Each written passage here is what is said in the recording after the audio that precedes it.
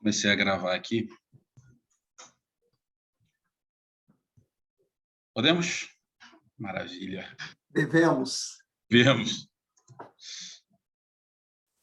Tem uns aplicativos que ficam apitando aqui, estou fechando tudo para não me atrapalharem. Pronto, maravilha. Gente, muito obrigado pela audiência de vocês que estão nos assistindo nesse momento. Eu estou com o privilégio de receber aqui para bater um papo virtualmente, né, o ex-governador do Espírito Santo, Paulo Artung, que depois que saiu da vida, vamos dizer assim, eleitoral, nunca saiu da vida pública. E o bate-papo hoje vamos falar sobre lideranças, sobre gestão pública, sobre a carreira dele e sobre os desafios que o Brasil tem e que alguns, que eu acho, inclusive, que o Rio de Janeiro tem análogos ao que ele viveu ali na época dele de governador do Espírito Santo. Paulo, primeiro, muito obrigado pela tua presença. Aqui a palavra para você, para as suas considerações iniciais, enfim, comentários, o que você achar que deve. Paulo, alegria estar junto com você, uma liderança que eu acompanho já há algum tempo, né, e que admiro muito. Alegria de você, uma liderança jovem, estar se dispondo aí a participar desse processo eleitoral em curso no nosso país. Se a gente tiver que elencar muitas das carências brasileiras, seguramente, Paulo, entre as carências mais importantes do nosso país, uma delas é justamente o vazio de liderança, né? O Brasil formou muita gente no entorno de 64, de todas as correntes políticas, formou muita gente na minha geração, no período da democratização do país, mas depois, com os partidos organizados, os partidos não cumpriram essa missão, né? Talvez até de caso pensado.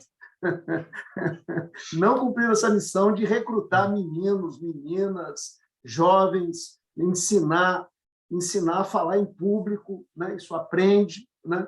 Ensinar a sentar numa mesa de negociação, isso é treinamento na vida, né? Então, assim, entre as muitas carências, uma carência importante é o vazio de liderança. Não é à toa que nós estamos vivendo essa polarização empobrecedora do debate programático do país na atualidade, sabe? Isso tem a ver com essa carência. Por isso, um jovem como você, que topa a parada, não é fácil, né? As pessoas que estão de fora acham que é fácil, né? Não é. Mas quando põe a mão na massa, né? Ir para a rua, conversar, né? Reunir pessoas, pedir voto na rua, isso não é uma coisa fácil, né? Convencer as pessoas, né? Muitas vezes embrulha-se tudo no mesmo pacote, né? Coisa qualificada com coisa desqualificada. Muitas vezes você é atropelado num processo como esse, então não é fácil. Parabéns. Eu acho que nós precisamos disso muito. Os partidos não cumpriram a função, mas os movimentos cívicos estão aí dando uma contribuição. O Livres, o RAPS, o Renova BR, o CLP, tantos outros, né? Fundação Lema, tantos outros estão dando uma contribuição da gente formar. Eu acho que até está em curso, Paulo, já um processo de formação de novos líderes no país. O problema é que o rombo no casco do navio é tão dramático, né, que a gente não tem esse tempo para esperar, mas eu acho que, com algum tempo, nós vamos ter aí um outro grupo de líderes. Como você disse aí, eu dei minha contribuição, eu disputei 8 eleições, exerci 8 mandatos, uma experiência riquíssima no setor público. Eu ainda tive a oportunidade de ser diretor do BNDES no período do governo do presidente Fernando Henrique. Então, assim, uma experiência muito rica, dei a minha contribuição em mandatos eletivos, mas eu continuo fazendo política, né? As pessoas, saiu da política? Não vou sair nunca. Vou morrer militando para melhorar esse país nosso, para transformar o potencial que esse país tem em oportunidade para o nosso povo, principalmente para os jovens brasileiros, né? Assim. Mas o meu ciclo de mandatos está bem resolvido. Eu acho que tudo na vida tem ciclo, você precisa saber a hora de entrar, a hora de sair também, de preferência sair com a boa marca, né? com a boa construção. Meu pai sempre disse isso para mim: olha, não podemos ser página em branco, mas também não tem que preencher a página de qualquer jeito, não. Tem que preencher bem a página. Eu acho que a gente conseguiu deixar aí, Paulo, uma boa marca na vida pública do nosso país, nos diversos mandatos. Eu fui prefeito, eu fui governador, eu fui senador, eu fui deputado federal e fui deputado estadual. Então, só não fui vereador, né? Eu não tive essa oportunidade. Mas tive muitas oportunidades na vida e dei minha contribuição. Parabéns a você, repito, de você estar aí de mangas arregaçadas, tentando construir um novo espaço, novas lideranças e oxigenação da política brasileira que precisa. Essa política não pode viver de sobrenomes. Essa política ela precisa de viver da diversidade que é a sociedade brasileira. A sociedade brasileira tem uma diversidade maravilhosa. Essa diversidade precisa estar refletida nos diversos campos de representação da política brasileira. Paulo, bom, obrigado. Com uma abertura dessa, eu fico até lisonjeado aqui. Mas tu é uma pessoa que eu admiro muito e admiro não só pela tua disposição, né, de permanecer na vida pública, mesmo que fora dos ciclos eleitorais, mas de passar isso adiante. Isso é uma coisa que é super importante para pessoas como eu, que vieram de fora dos nichos políticos, né? Assim, não tenho parente na política, não tinha padrinho, né? Entrei meio na cara e na coragem. E uma coisa que é super importante, que não se faz, né, no mundo político muito, mas que se fazia em alguns na iniciativa privada, que é esse processo de mentoria mesmo, né? De explicar os caminhos, ajudar, enfim. E aí, assim, eu queria falar um pouco da tua experiência, porque tem alguns desafios que você enfrentou, e eu, como candidato a deputado estadual no Rio, olho para o Rio e vejo assim, me parece muito com o Espírito Santo, né? E um dos primeiros, né, acho que é a segurança pública.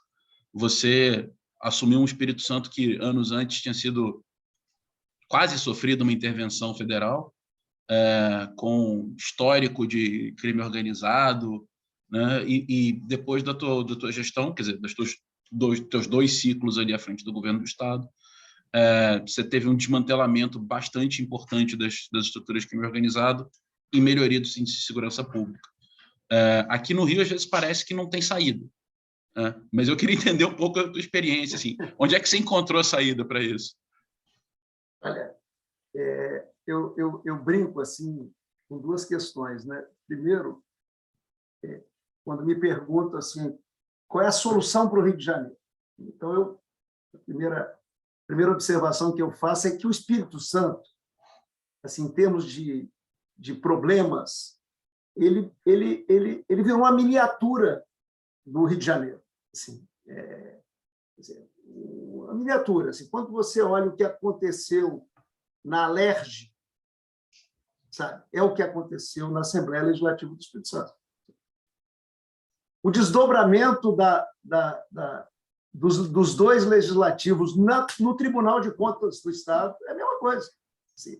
Então, você vai olhando um Estado e outro, repete a trajetória que o outro viveu.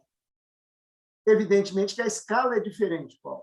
Então, essa miniatura é por isso, porque a escala é diferente, o Rio é muito maior, a população muito maior, e assim por diante.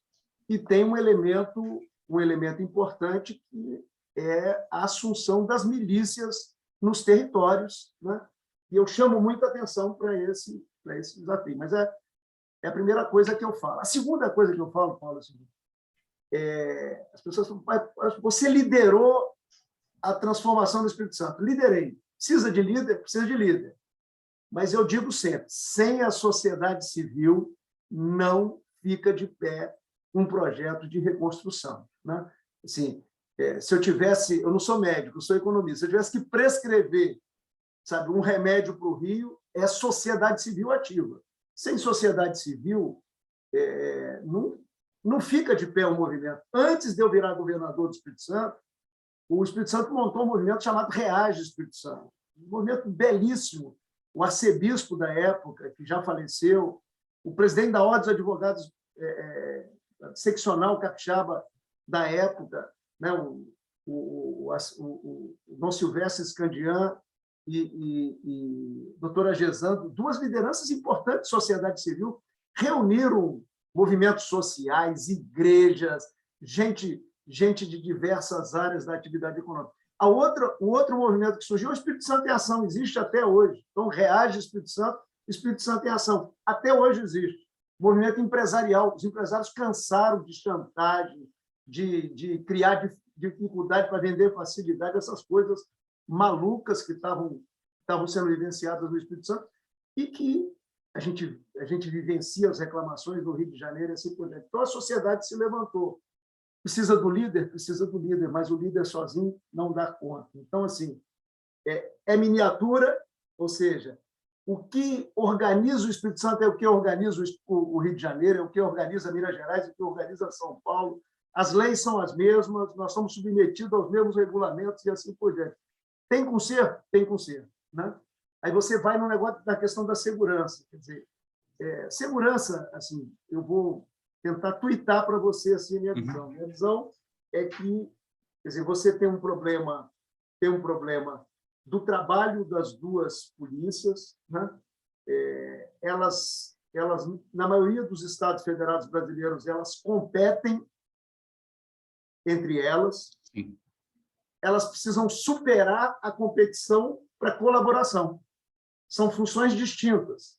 A polícia judiciária, nossa polícia civil, e a polícia militar, que faz todo o trabalho preventivo. Então, elas precisam colaborar. Só tem um jeito para colaborar. Você ter um escritório de situação, Paulo, e reunir de 15 em 15 dias, de 20 em 20 dias, fazer balanço, olhar região a região, como é que tá roubo, furto, homicídios e assim por diante. Quer dizer, isso precisa de um exercício de liderança permanente. São duas boas corporações, a maioria dos policiais são muito bons e dedicados. Né? O que você precisa é extirpar das corporações as pernas que não são boas, né? Claro. As maçãs que são maçãs podres, entre maçãs saudáveis e assim por diante. Então, assim, esse é o desafio, né? Você criar um modelo gerencial para trabalhar, sabe? Dividir o Estado em regiões, né? O Grande Rio, aí, as regiões da região metropolitana, e fazer um acompanhamento sistemático. Tem milagre? Não tem milagre. Sabe? Precisa de Sim. tempo? Precisa de tempo, mas quem planta corretamente, olha, um outro problema é claro, assim, segurança é só polícia? Não, é sistema prisional. O Rio mostra isso. Né? Boa parte do problema tem a ver com o sistema prisional. Nós reestruturamos o sistema prisional capixaba. Custou caro? Custou caro. Não é barato. Não é barato. Né? Mas é um investimento que nós fizemos que deu resultado. Sabe? Trouxemos o sistema de justiça como um todo. Sabe? O Poder Judiciário, o Ministério Público, a Defensoria Pública. Quer dizer, essa é uma construção, Paulo, a muitas mãos. Se você tiver um exercício de liderança, coordenação e assim por diante, vai. Uma outra questão que o Rio precisa e que o Espírito Santo precisou é trazer as forças federais. Essa história do governo federal de lavar as mãos e empurrar o problema para o poder subnacional, isso não dá certo. Nós precisamos de todo mundo, inclusive precisamos das prefeituras. Né? As pessoas, mas a prefeitura não tem função, porque não tem guarda municipal. Se tiver guarda municipal, é bom, mas tem que estar coordenado com esse trabalho. Não pode cada um chutar a bola para um lado. Segundo, mesmo onde não tem guarda municipal, um prefeito que ilumina um bairro popular, sabe? A iluminação pública, o calçamento, tem a ver com a segurança dessa região. Muitas vezes a pessoa acha que é só câmera, tem que colocar câmera de monitoramento. Não, a simples iluminação de qualidade numa favela, num morro e assim por diante. Então, assim, Paulo, tem solução? Tem solução. É possível você sair de um estado onde sabe, os territórios são dominados muitas vezes pelo crime, sabe, e transformar esse uma outra perna desse processo importante são programas sociais. E aí você tem que mirar na juventude, né? Mirar na juventude, criar campos de oportunidades, né? Melhorar a educação do ensino médio, que é onde você tem mais evasão e mais repetência. A educação conecta com isso aí. Quer dizer, não é uma coisa que você pensa que é um problema de polícia. Né? Precisa das polícias, mas você tem uma transversalidade nesse tema do enfrentamento da violência e da criminalidade, que eu acho que aí é uma prioridade número 1 do Estado do Rio de Janeiro, mas, evidentemente, para melhorar isso, tem que melhorar a saúde, tem que melhorar a educação, tem que melhorar, de uma maneira geral, a contraprestação de serviço público nos diversos pontos. Você precisa de ter ação nessas comunidades, mas é possível fazer. Eu acho que o meu depoimento é um depoimento assim de que é possível você mudar uma realidade adversa como essa. E aí eu queria dizer uma coisa, quer dizer, o Rio de Janeiro tem um potencial, Paulo, espetacular, né? E ainda está vivendo a janela de oportunidade da economia fóssil, que vai fechar, né? Vai fechar. Nós estamos aí discutindo questões climáticas, nova matriz energética, assim por diante. Tem que aproveitar essa janela para fazer essa transformação, para mudar a base econômica do Estado do Rio. Quer dizer, esse é um Estado que tem um potencial. Muitas vezes você chega no exterior, é pelo Rio que o Brasil é conhecido, né? É isso. Ou é pelo Rio ou é pela Amazônia, né? Sabe? Então, assim, o Rio é um cartão de visita, tem um potencial enorme. Quer dizer, a gente precisa transformar esse potencial em empregos, renda, vida melhor, principalmente para os jovens cariocas. Eu acho que aí é uma missão de vocês, e conte comigo aí para apoiar, até porque eu sou avô de 2 netinhos cariocas, né? Do Lucas e do João Pedro. Então eu sou pai se não fosse o meu amor pessoal pelo Rio de Janeiro, que sempre foi muito grande, agora esse amor é redobrado, é amor de avô, né? Então, maravilhoso. Não, eu sou pai de 2 pequenas cariocas. Eu sei bem essa preocupação, né? Eu acho que você falou, assim, de muitas coisas importantes, mas principalmente essa conexão de todas as áreas da gestão pública, né? Se você não tem bala de prata, né? Não tem um tiro único. Uma coisa que me chamou muita atenção aqui no Rio, eu sou aquele cara chato que pega a LOA e olha ela no detalhe, né? E fui olhar a Lei Orçamentária do Rio de Janeiro e algumas coisas me chamaram a atenção aqui. A principal delas, assim, você falou dessa coisa das competências das polícias, mas o Rio hoje só não tem uma secretaria de segurança, né? Cada polícia tem sua própria secretaria por uma questão de disputa orçamentária. Mas na civil, por exemplo, você tem um orçamento hoje da Academia de Polícia, da Cadepol, de R$850 mil ano. Você não consegue formar ninguém com R$850 mil ano num estado como o Rio de Janeiro. E uma verba de combate à corrupção e lavagem de dinheiro na Polícia Civil do Rio de Janeiro de 1.300.000 ano, num orçamento de 2 bi.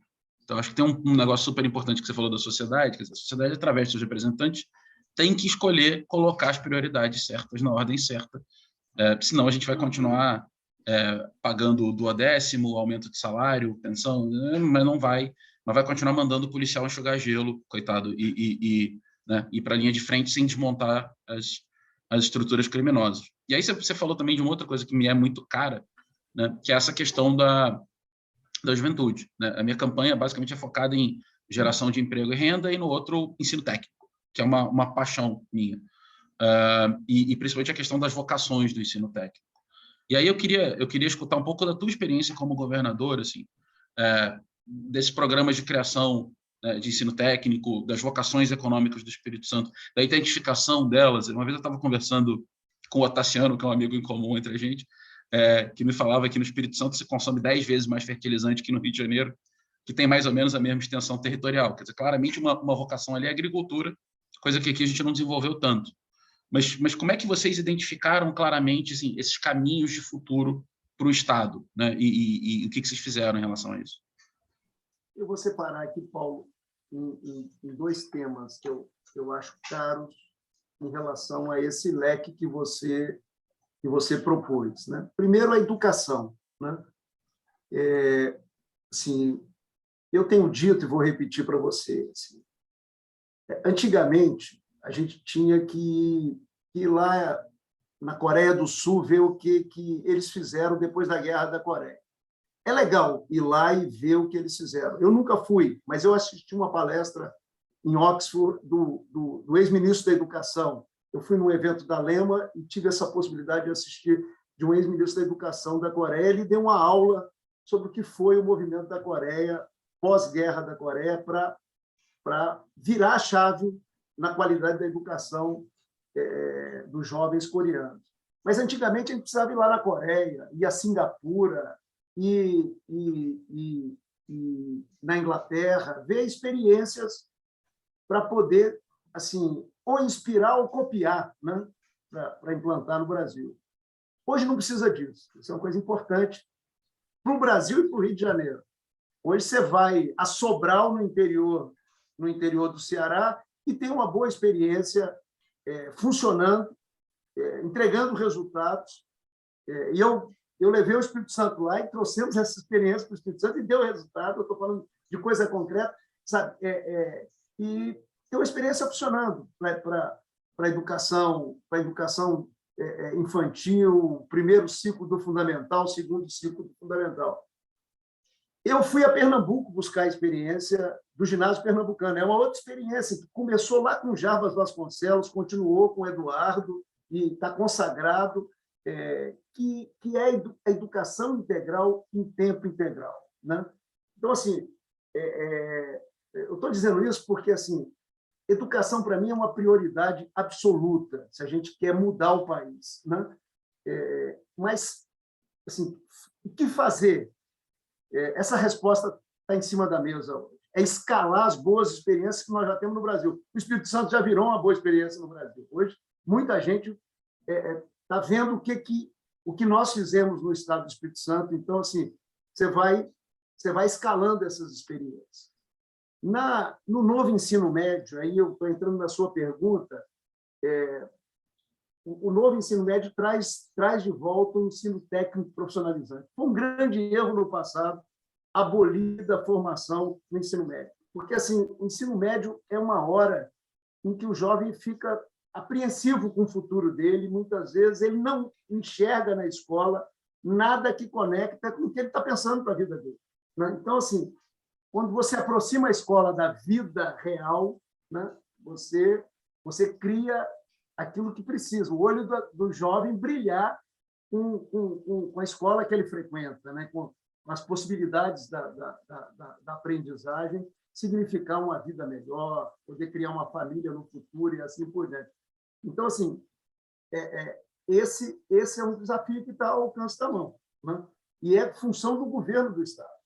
Mesmo que eu acho que, assim, mesmo onde o governo do Estado não tem obrigação constitucional, por exemplo, a educação infantil, primeiro ciclo do fundamental, que é partilhado, segundo ciclo, eu acho que o governo tem que entrar. Foi isso que nós fizemos no Espírito Santo. Então, eu digo isso, a parte da sua colocação. A segunda parte da sua colocação, desde 2003, quando nós chegamos no governo, nós chegamos com um diagnóstico claro, não só dos problemas do Espírito Santo, mas do potencial econômico do Espírito Santo, né?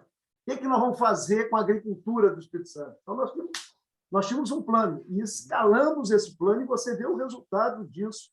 Um estado que tem um território pequeno, nós somos menor do que o estado do Rio de Janeiro, né? E olhar a nossa produção em várias áreas, né? Não é só no café. O Espírito Santo é muito conhecido pelo café, mas o Espírito Santo tem uma diversidade hoje na agricultura, os polos de fruticultura, a silvicultura, a pecuária do Espírito Santo, como evoluiu nesses últimos anos, e assim por diante. Isso, sabe, é um plano muito bem desenhado. Quer dizer, nós fomos olhar na área industrial as cadeias produtivas que nós tínhamos, olhar como é que fortalece as cadeias produtivas que nós temos e como é que agrega outros elos nessas cadeias produtivas que nós temos. Então, assim, por isso que a economia do Espírito Santo rodou esses anos, muitas vezes diferenciado do quadro do Brasil, né? Porque nós fomos trazer novos negócios para o Espírito Santo na área de serviço, na área tecnológica, né? Essa nova economia ligada ao conhecimento humano e assim por diante. Então, assim, se você imagina, se isso nós fizemos no Espírito Santo na área de logística, sabe, criando corredores novos de transporte que estão se consolidando no Espírito Santo e no Brasil. Quer dizer, se nós conseguimos, imagina no Rio de Janeiro. Assim, um estado assim, que tem uma bola, vou usar a linguagem do futebol, que é muito forte no Rio de Janeiro, né? E os capixabas até torcem para os times cariocas. é uma bola quicando na cara do gol sem goleiro. É isso. Ultimamente, a gente vê que estão chutando a bola fora.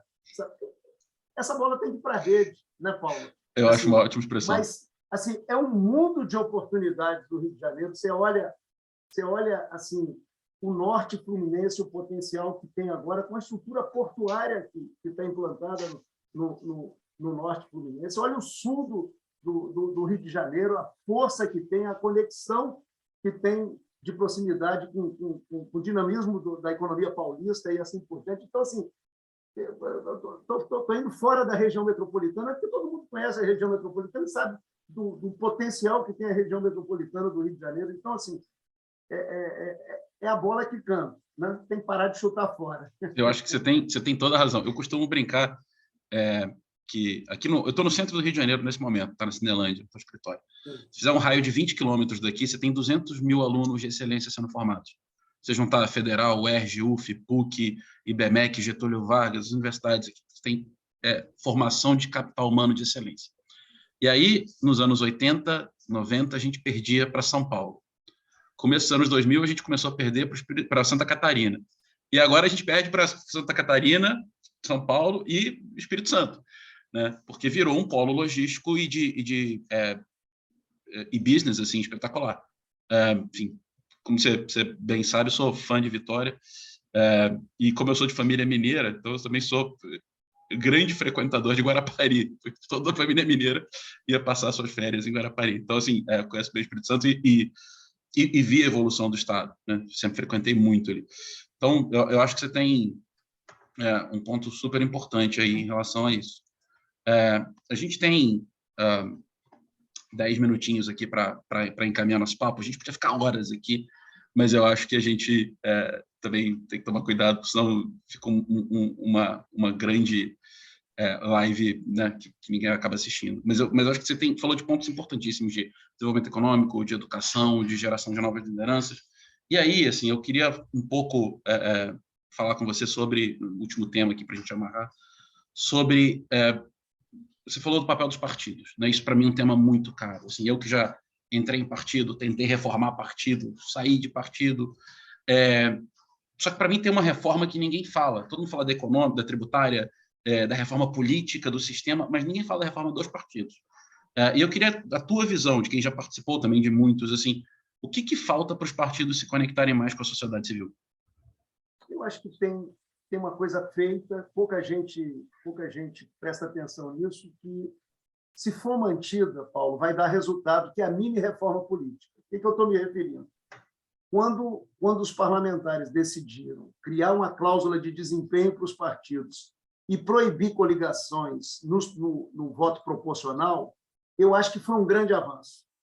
Só para que todos entendam por que eu acho que é um grande avanço. Porque, se continuar, nós vamos diminuir o número de partidos.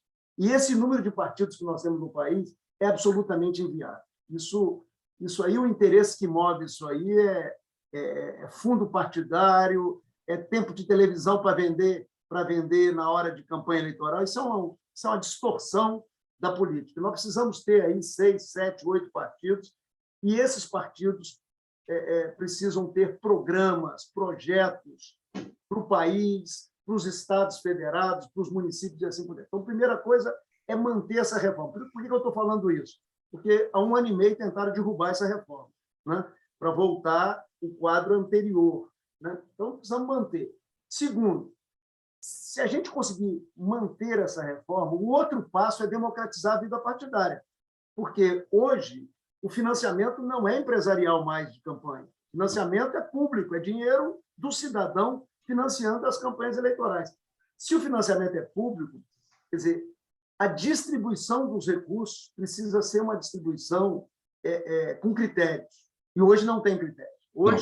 Hoje você tem oligarquias partidárias, né? Eu não quero generalizar, mas, via de regra, você tem oligarquia. É o oligarca lá que decide se vai dar para o José 10, se vai dar para o Pedro 20. Né? Isso não tem cabimento, isso precisa ser corrige com democracia. Como é que vai ter democracia partidária? Tem que acabar com essa história de você ter diretório provisório no município, nos estados, e muitas vezes nacional, porque, quer dizer, Você faz uma convenção, escolhe um diretório, ele tem um mandato. Isso é a democracia interna. Sim. Então, assim, acabou com o negócio de provisório, né? Já é um passo importante. Mas eu vou voltar a dizer, nós precisamos ter democracia na vida partidária. Se a gente conseguir dar esse espaço, nós vamos evoluindo.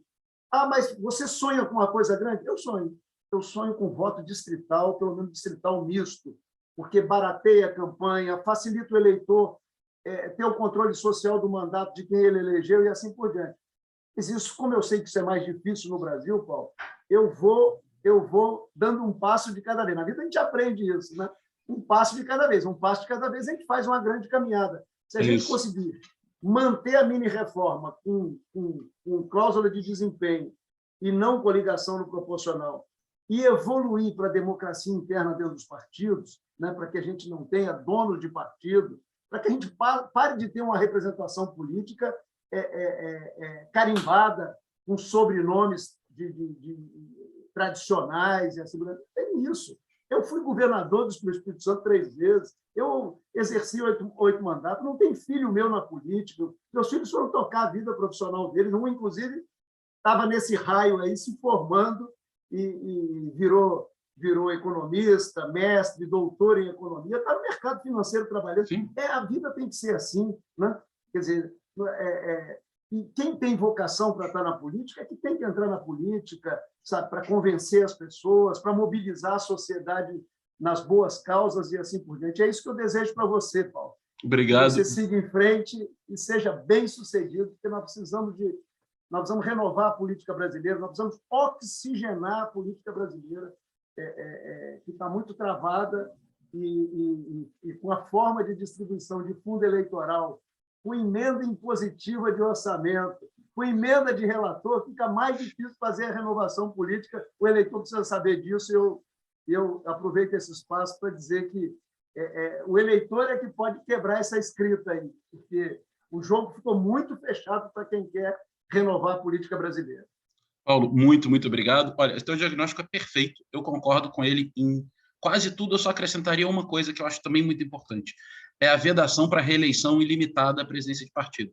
Porque também é uma coisa que em muitos partidos, né, vira o partido de quem? Como se fosse propriedade de uma pessoa. Obrigado. Quando discutiram a reeleição no país, eu me posicionei contrário, Paulo. Não achava que era bom para um país com instituições frágeis como a nossa. E eu sempre dava o exemplo dos americanos em relação ao presidente da República. Você pode ser presidente 2 vezes, mas depois você vai para casa. Né? Você e não volta mais. Oi? E não volta mais. Você vai prestar serviço ao seu país de uma outra forma. Tem um conflito em determinada parte do planeta, você vai lá, tenta negociar. Sabe, você é escalado para essa missão, mas você não volta a disputar mandatos eletivos. Eu acho que os americanos foram sábios ao decidir por uma instituição como essa. Nós precisamos aprender, são essas boas medidas. O Brasil é danado para copiar trem errado, né? E muitas vezes repetir o erro com a embalagem diferente, né? Nós vamos parar com isso e copiar coisa boa do próprio país, como eu dei o exemplo da educação, né? Temos exemplos no SUS também, exemplos bonitos. Sim. E copiar do mundo, se inspirar no mundo, não tem defeito nenhum em a gente copiar coisa boa. Defeito é copiar coisa errada.